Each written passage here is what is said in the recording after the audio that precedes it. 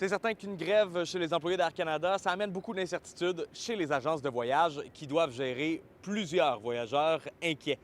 Maintenant, comment on s'attaque à ces imprévus? Bien, simplement une étape à la fois. Le téléphone va sonner. On va vérifier premièrement qui est à destination présentement. C'est pas mal ça qui est le plus stressant. C'est vraiment ceux qui vont avoir une crainte de ne pas être en mesure de revenir dans les temps. Pour eux, c'est de quelque chose de nouveau. On n'a pas planifié un voyage des fois 6 mois à 1 an d'avance pour que ça arrive. On nous demande quels sont les recours présentement. On a toujours un communiqué qu'on suit du côté de ou Vacances Air Canada, la division pour les forfaits sud ou encore les forfaits en Europe et les vols, qui nous donne des possibilités.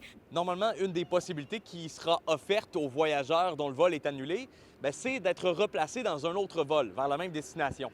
Le problème pour les voyageurs qui utilisaient l'aéroport Jean-Lesage ici à Québec, c'est que la réalité, elle est un peu plus compliquée que dans les grands centres. C'est peut-être plus facile d'obtenir un vol justement de Montréal, de Toronto, de Vancouver, dans les grands centres comme ça. C'est peut-être là qu'il y aura plus de facilité à replacer certains voyageurs.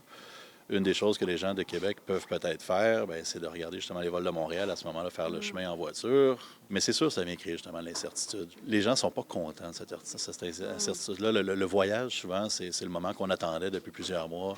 On l'a planifié, on est là, on a commencé à faire les valises, puis on se disait, est-ce que je vais partir, est-ce que je vais revenir? C'est pas un moment qui est plaisant. Alors, en cas de perturbation de votre vol, c'est quoi le rôle de votre agence de voyage? De l'accompagnement, répondre aux questions et aussi de faire des fois des 2 heures, 2h30 d'attente, comme c'est le cas actuellement chez le fournisseur pour essayer de faire ou modifications, parce que présentement, on a les dates entre le 15 et le 18 août qui sont visées pour les interruptions de vol. Et si on a des clients présentement qui sont touchés directement par un départ ou une arrivée dans ces périodes-là, on va simplement aller faire des modifications selon les termes et conditions que le fournisseur a donnés. Reste que les quelques voyageurs à qui on a pu parler à l'aéroport Jean-Lesage aujourd'hui, qui partaient avec Air Canada, ne semblaient pas particulièrement inquiétés malgré la grève. On n'est pas vraiment inquiète. Nous, on s'en va à Athènes.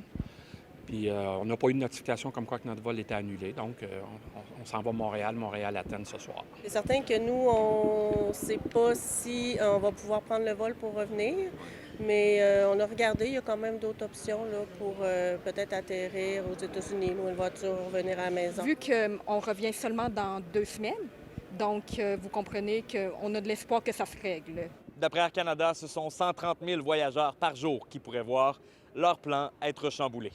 À Québec, Félix-Antoine Audet pour Nouveau Info.